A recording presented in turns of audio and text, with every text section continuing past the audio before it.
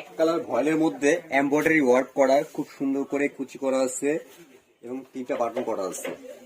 তো এটার মধ্যে কালার হয় 6টা, আমি এক এক কালার গুলো দেখিয়ে দিচ্ছি। এটা হলো টরে কালার,